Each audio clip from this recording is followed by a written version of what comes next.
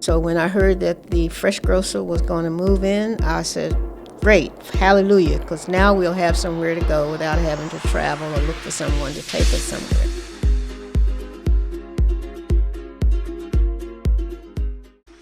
We try to use like dining halls as much as we can. Like we go to Houston a lot. They have really good like salads and sushi and stuff. I know some of the larger dining halls like Commons kind of list out like the local farms to get the food from.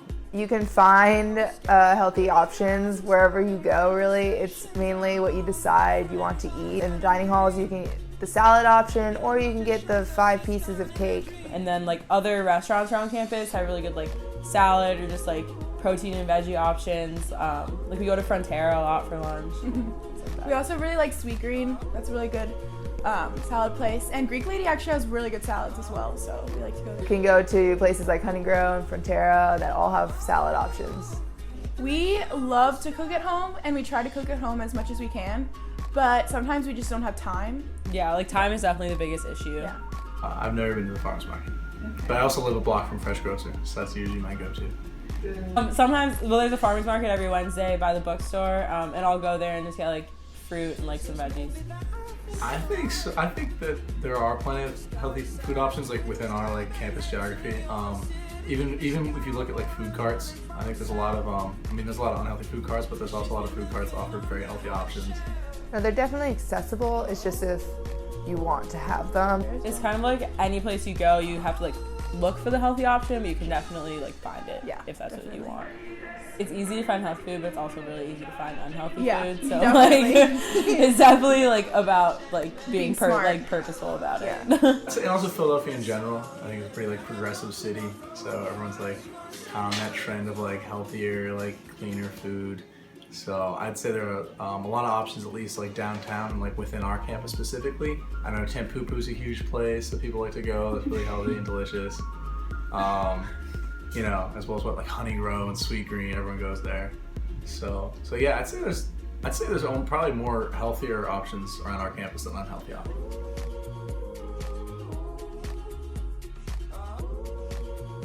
So, where are you from and what is like your business? Biglerville. It's 10 miles north of Gettysburg, and it's our family farm. We do, I guess, 11 farmers markets a week. All around And Philly? also Northern Virginia, Maryland, and then we also wholesale to colleges, printer shops. So we're a wide variety of different stuff. We do Rittenhouse Square, Head House, Fairmount, Swarthmore, a couple other places. Awesome. How long is your farm kind of been in your family? How long has it been a family business? It's like 118 years, something like that. Yeah. That's so cool. What's your most popular item that you sell? Probably Honeycrisp apples. We sell a lot of yellow peaches too. And is it all like locally grown, natural? Sustainable, yes. Yeah, we sell to Reading Terminal and a bunch of co-ops. Weaver's Way, Swarthmore.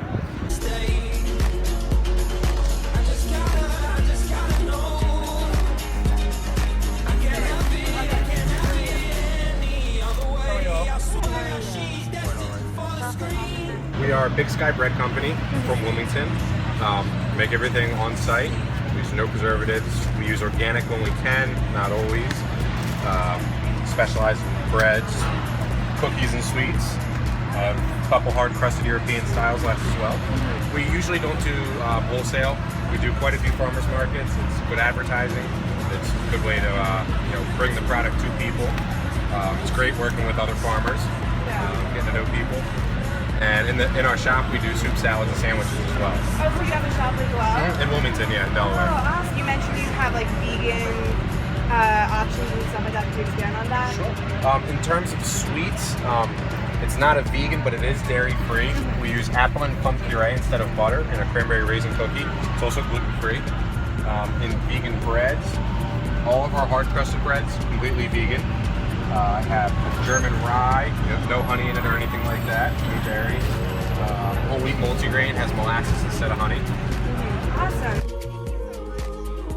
We heard much concern from the neighborhood about the inconveniences among those folks who had no cars, and the seniors. Mom and pop stores flourished, they were quite pleased, but they still didn't have fresh grocery. They didn't have fresh produce. When we put the healthy lunch boxes into that kids' corner, it was a test. And we tested it out at that Progress Plaza Fresh Grocer in North Philly. And we didn't know if they were going to sell. And we kind of crossed our fingers and hoped for the best. And not only did they sell, but they sold out.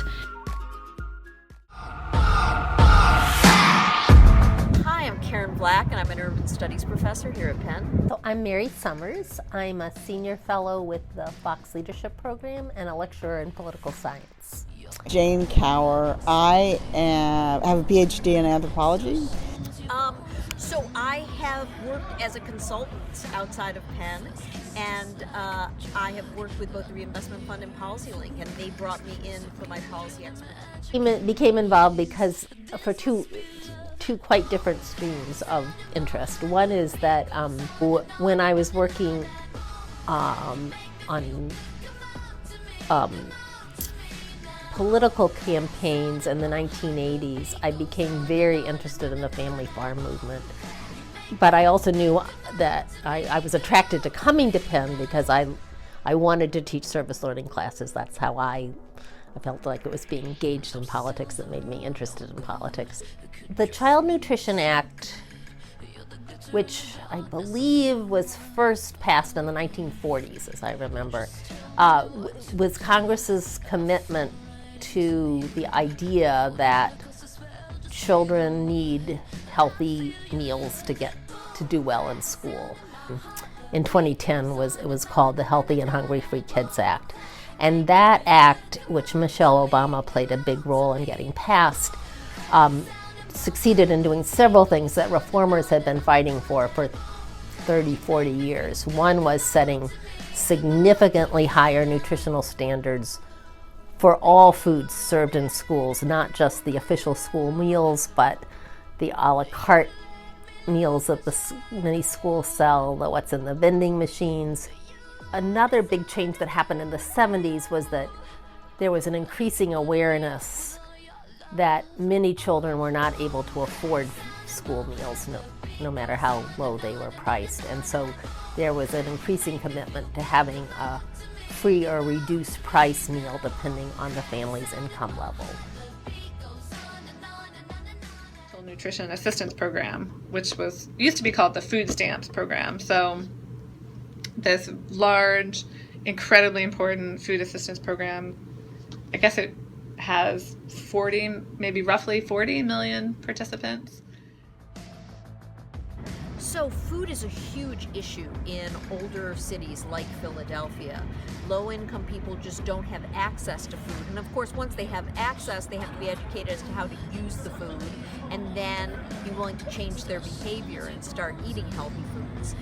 But the first thing is access. So the Healthy Food Access Portal was funded by the Robert Wood Johnson Foundation, who's been very interested in food justice issues and has been working in food deserts across the country.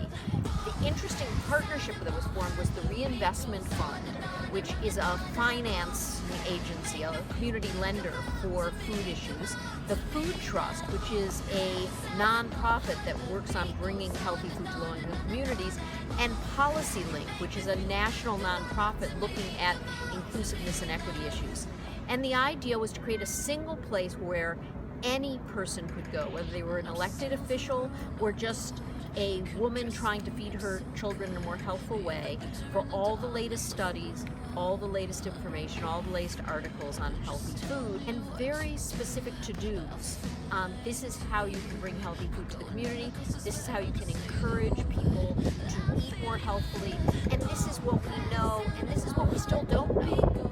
Schools can be sites for either increasing or decreasing the inequality that we see in the United States.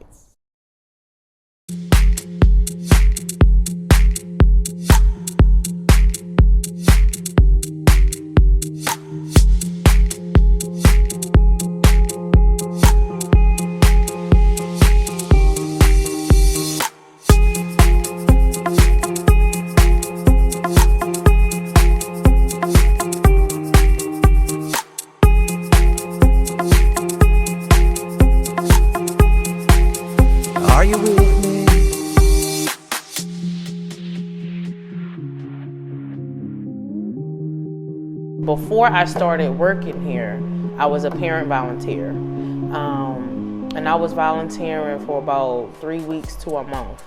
And she came to me and said, Mom, you know, it's a cooking position open for the after school program.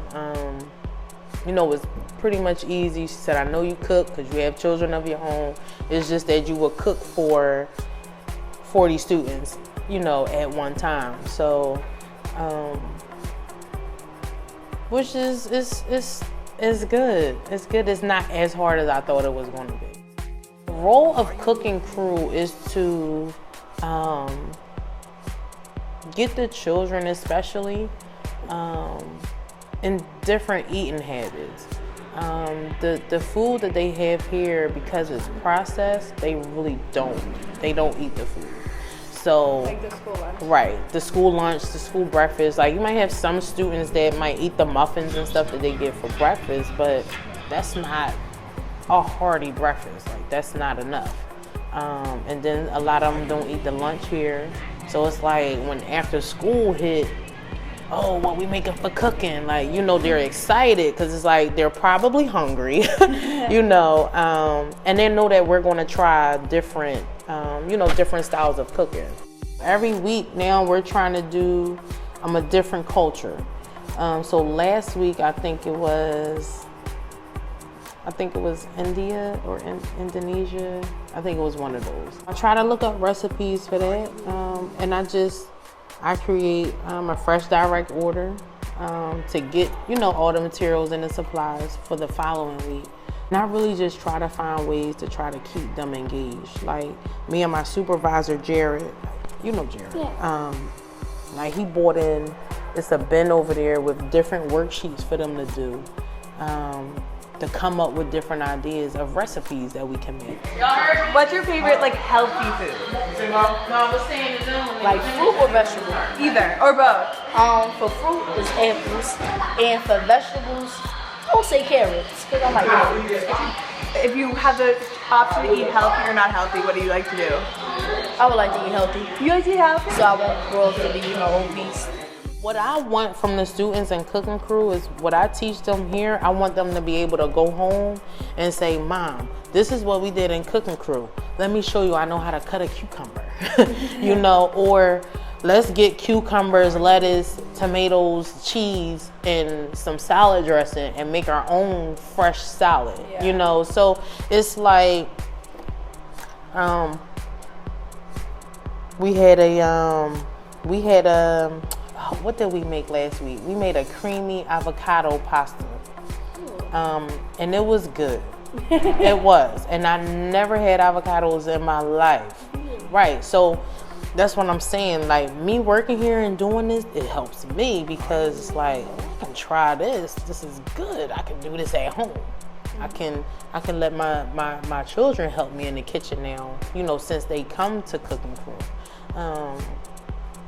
And even if they're mine or not, I just want them to be able to say, this is something new that I learned in cooking. Let's try this.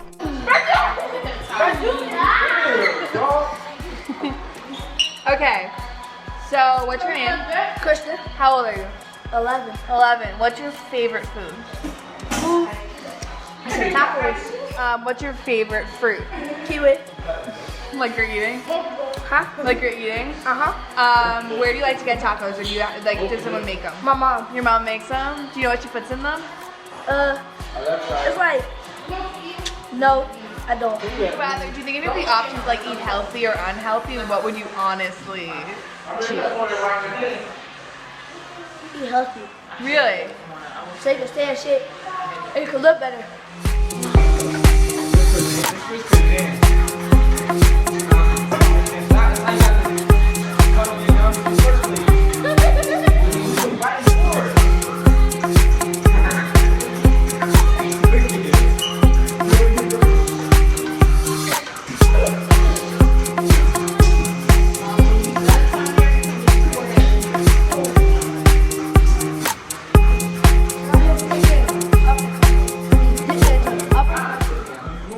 And they present and they eat. Sometimes they like it, sometimes they don't. because it's like, oh, I don't like tomatoes, or, you know, so it's like, at least try it for you to say that you don't like it, you know? So, I enjoy it though. I enjoy it.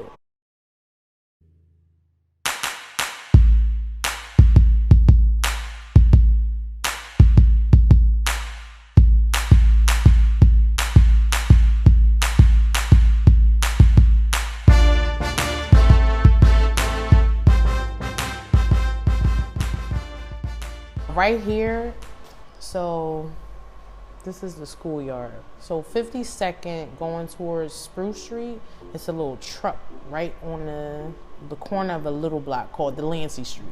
And they have fruits and vegetables, and it's fresh.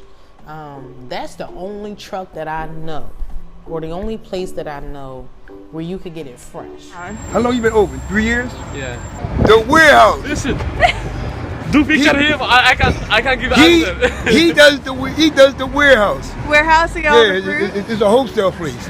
Okay. He gets all his fruit and vegetables. You got corner stores. The only supermarket you got is at 57th and Chestnut. Mm-hmm. Other than that, you don't have no other supermarkets.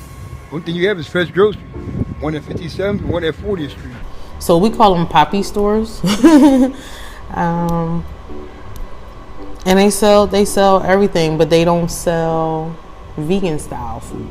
They'll sell cheesesteaks, hamburgers, mozzarella sticks, French fries, like stuff like that. Okay, what's your name? Brandy. And do you live in the area? Yes. And where do you work? I work at Creative Children's Academy. Yes, I'm here every day. What do you get? What's your order? Usually I get a small hoagie, a soda, cup of ice, and chips. Is this like where you go to do groceries and stuff like that? Usually I go to Acme on Baltimore Pike or Fresh Grocer at 40th and Walnut. Save a lot. And it's so small. When you walk in there, it's like you walk in, the fruit is right here. You walk in, the bread is right here. Then you go farther back, the spaghetti sauce right there. They might sell like low in fat milk or something like that, but they don't sell anything that's like for vegetarians. No, they sell low fat candy. Oh, we're gonna get the candy. It'd be nasty. The stores, they really don't sell that type of stuff. And I'm gonna be honest with you, I don't think they would even be interested in selling that type of stuff because they know that a lot of people they probably won't buy it, you know? So it's like, it's like, okay, how do you incorporate healthy eating to people that have been used to eating bad food for years? Like, how do you do that? It's hard.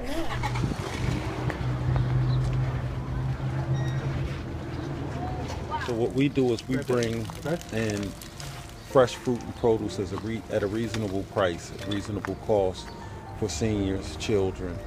Well, we started this process in 2000. We brought the lot in 2004. Mm-hmm. We broke ground in 2007.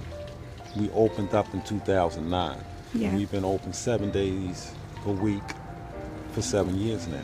So when we first used to ride past here, it used to be guys acting like they was fixing and working on these cars. And then there was always somebody sitting off to the side, and you would always see them serving people that was coming into the neighborhood to purchase drugs, heroin, coke, crack. They used to get rid of a lot of drugs here. And when we started getting to the process where we was talking about what we were going to put in the store, and my daughter jumped up at 10 years old and said, "Dad, I want fruit and produce. I only want to deal with the vegetables because the meat too slimy." We have our fresh fruit drinks that we make every day. We have fruit salads. This is where we have most of our produce. We get our produce from the South Philadelphia Regional Produce Market. Over here we have our herbs.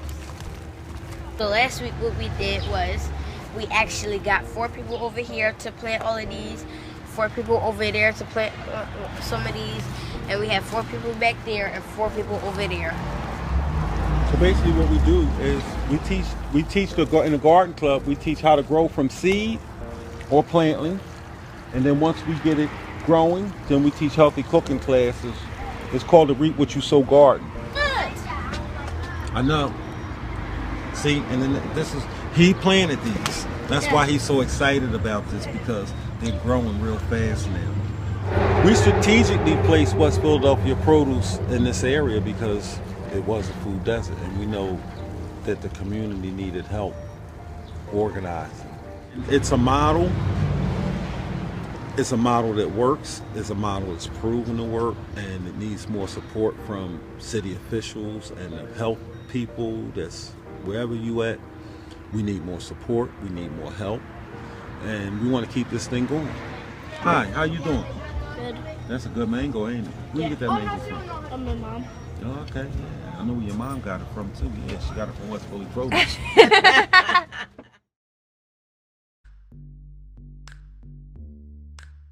I don't know, we just kind of like show up each day and like cook with them, and it's been really fun. The kids like really seem to like it a lot, and it was really interesting to like be able to go and do that, because I don't think a lot of Penn kids do, and yeah. We're coming into these schools and we're trying to teach them about healthy foods, and like what is our place to really do that, because the reason we might have like quote healthier diet is because we have access to like all these places to eat. It's because I can walk up the street and eat and get a salad anywhere. It's because there's a grocery store, and I've always lived with like 4 grocery stores and like Whole Foods in close proximity to me. And it feels a little hypocritical to go in and be like, you need to like buy organic fruits and vegetables, when like it's not, the neighborhood doesn't have it set up so it's easily accessible. Huey is a school that has been identified as having a large percentage of students who are CEP economically disadvantaged, which means that they qualify for free or reduced price lunch with the federal government. And essentially what that also implies is that a large amount of the kids go home and don't necessarily have a guaranteed meal on the table for dinner that night. For a variety of reasons. But Sister Fallon, who was my supervisor cooking crew, sort of made it her mission as part of that program to make sure that not only that the kids who are in the cooking crew get this really engaging and valuable hands-on learning experience, but also that all of the kids in the after-school program are well-fed with a healthy, nutritious, hearty meal prior to leaving the building for the day. And I thought that was really noble and very impressive of her, and it was a huge undertaking, and I'm glad that I was there to sort of help her with that effort. I definitely think that the general impact is positive. I would say on both sides, because like offers an opportunity for Penn students to learn more about West Philly and the food, like the issues surrounding food that's happening there, while also getting, you know, like the kids then get the experience from us about like what we know about healthy food and like how we are able to cook. I think that there are a lot of realities in Philadelphia and in the city's public education system that aren't necessarily plain and clear to the students who are on Penn's campus, so it's nice to be able to not necessarily have a tangible impact as one individual, but to at least be able to witness it and sort of learn from that. Before going, I had never been above like 42nd Street in Philadelphia, which is embarrassing. But I think it was surprising, but it was also just fun. Like I had fun there, and the kids were having fun, and they were enjoying the food when they actually showed up, and enjoying making the food and naming the food, and it was it was just cool to see them get excited about healthy food. And I really do think that the cooking crew overall has accomplished a much wider conversation about food, because it,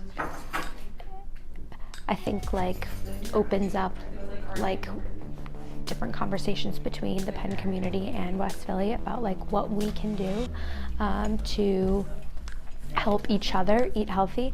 One of the biggest things that I saw as a positive was not only the relationships around cooking, but the relationships with each other, and like the way that the kids can look up to Fallon as like both a teacher but also like a support system, I think was really cool and important. So like the cooking crew space, I think like really created that kind of environment, which was good.